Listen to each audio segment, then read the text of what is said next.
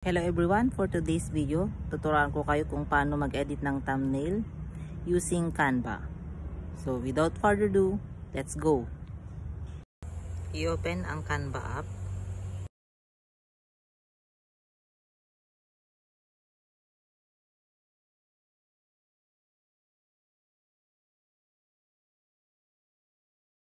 Dito sa search bar, i-type ang YouTube thumbnails.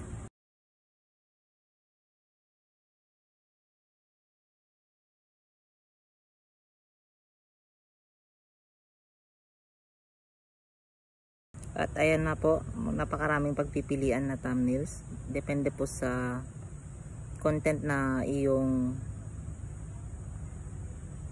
ipapublish. Sobrang dami po ng templates.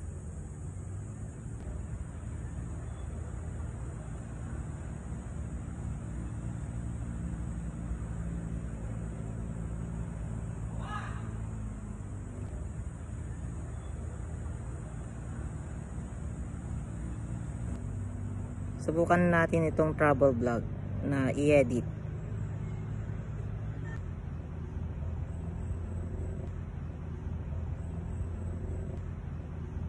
Kung gusto natin siyang palitan, then click replace. Yan po, pwede na kayong mamili sa inyong gallery. Try po natin itong leaves with flower. Yan na po, pwede natin siyang i-drag kung gusto natin siyang i-drag sa crop.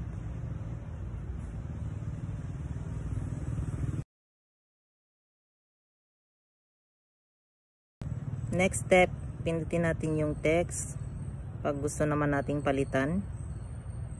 So ganyan lang po siya ka-easy.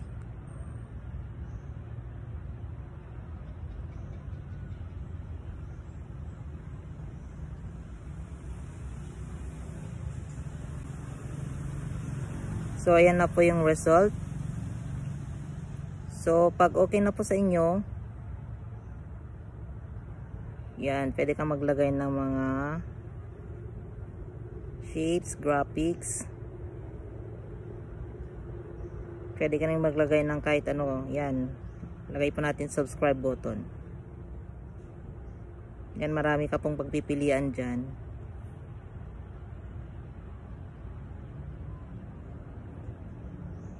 Yan.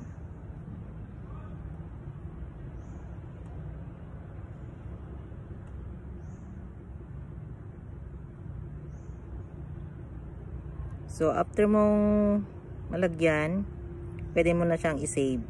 Pindutin lang yung icon sa taas, sa pinakagilid, and then click download. Yan, PNG po yung pinili natin kasi mas maganda siya. Yan, click download.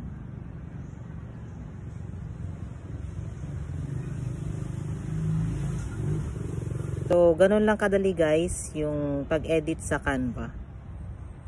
So, maraming salamat. Sana may natutunan ka sa ating vlog for today's video. Thank you so much.